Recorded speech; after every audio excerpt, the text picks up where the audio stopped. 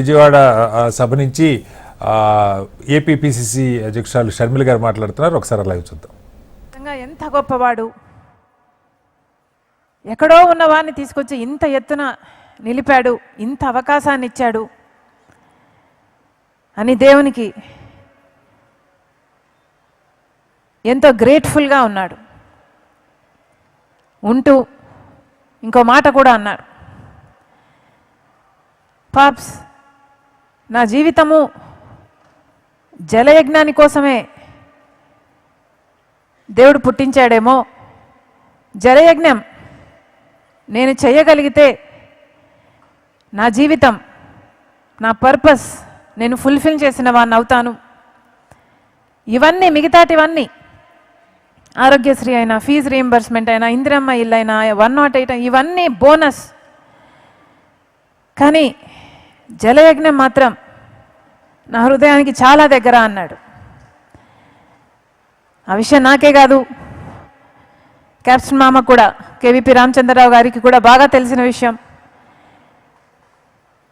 ఎందుకంటే ఎలక్షన్లో కౌంటింగ్ జరుగుతున్న సమయంలో నాన్న చాలా టెన్షన్ పడ్డ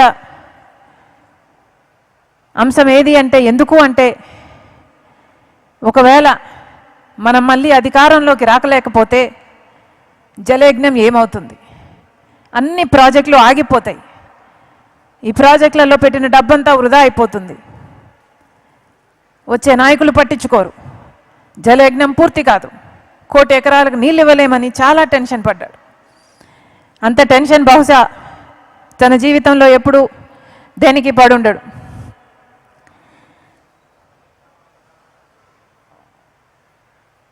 అంతేకాదు, నాన్న ఆఖరి రోజుల్లో ప్రజల దగ్గరికి వెళ్ళాలి, ఎందుకంటే ప్రజలు ఒక అవకాశం ఇచ్చారు, ఆ ప్రజలకు మనం రుణపడి ఉండాం అన్న భావన నాన్నలో చాలా ఉండేది. ఒకసారి ఆలోచన చేయండి, ఏ ముఖ్యమంత్రి కూడా ఎలక్షన్లు అయిపోయాక గెలిచిన తర్వాత అంత తొందరగా మళ్ళీ ప్రజల్లోకి వెళ్ళాలి అని అనుకోడు. కానీ రాజశేఖర రెడ్డి గారు మాత్రం సాచురేషన్ పద్ధతిలో ప్రతి పథకము ప్రజలకు అందాలి, ఇంకా ఇల్లు లేని వారు ఉన్నారేమో, ఇంకా ఆరోగ్యశ్రీ అందని వారు ఉన్నారేమో, ఇంకా ఫీజు రీయింబర్స్మెంట్ అందని వారు ఉన్నారేమో, ఎవరికి ఏ అవసరం ఉన్నా అవసరం తీర్చాలి అని రచ్చబండ కార్యక్రమం ప్లాన్ చేశాడు రాజశేఖర రెడ్డి గారు. అసలు ఏం అవసరం ఉంది, నాకు ఒక్కొక్కసారి అనుకుంటే అసలు ఏం అవసరం ఉంది, ముఖ్యమంత్రిగా 5 సంవత్సరాలు పనిచేశాడు, ఆ పనితీరును బట్టి ప్రజలు ఆయనను ఆశీర్వదించారు, ఆయన గెలిచాడు, గెలిచాక మళ్ళీ ప్రజలు అని ఉరుక్కుంటూ వెళ్ళాల్సిన అవసరం ఏముంది? అలా వెళ్ళి కదా రాజశేఖర రెడ్డి గారు చనిపోయారు. కానీ ఆ తపన ఉండేది. చాలామందికి ఒకసారి అధికారం వచ్చిన తర్వాత అధికారం అనుభవిస్తారు, అధికారం అనుభవించే క్రమంలో ఆ భోగాలలో ప్రజలకు దూరం అవుతారు. మొదట్లో రామకృష్ణ అన్న చెప్పినట్టు అధికారం లేనప్పుడు పాదయాత్రలు చేస్తారు, పోరాటాలు చేస్తారు, కానీ అధికారం వచ్చిన తర్వాత అవన్నీ మర్చిపోతారు. కానీ రాజశేఖర రెడ్డి గారు 5 సంవత్సరాలు ముఖ్యమంత్రి అయిన తర్వాత, సేవ చేసిన తర్వాత, అంత అద్భుతమైన పథకాల రూపకల్పన చేసి అద్భుతంగా అమలు చేసిన తర్వాత, గెలిచిన తర్వాత మళ్ళీ ప్రజల్లోకి పోవాలి అని ఉరుక్కుంటూ వెళ్ళి మనందరికీ దూరం అయ్యాడు రాజశేఖర రెడ్డి గారు. ఎంతమంది ఉంటారు అలాంటి నాయకులు? వెతికినా కనిపించరు, భూతద్దం పెట్టి వెతికినా కనిపించరు అలాంటి నాయకులు. ఇదే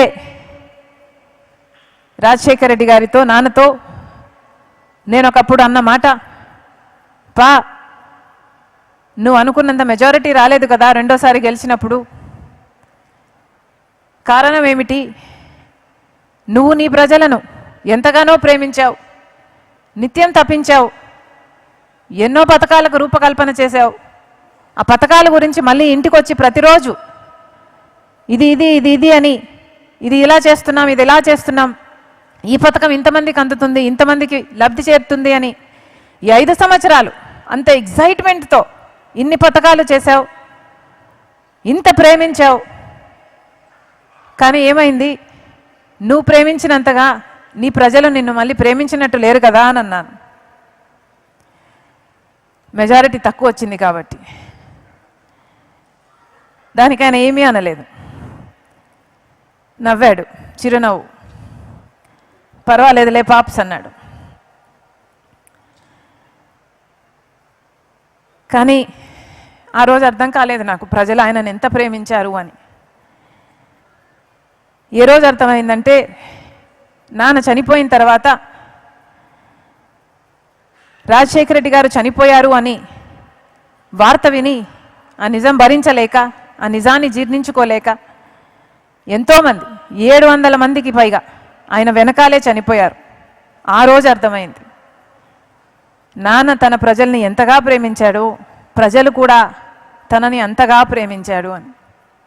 లేకపోతే నాన్న నన్ను ఎంతగానో ప్రేమించాడు, నేను నాన్నని ఎంతగానో ప్రేమించాను, అయినా నేనే బతికే ఉన్నా, మేము ఎలా బతుకున్నాం, అమ్మ నేను ఎలా బతుకున్నాం, కానీ ఇంతమంది చనిపోయారు, ఎంత గొప్ప ప్రేమ వాళ్ళది అని ఆ రోజు అర్థమైంది.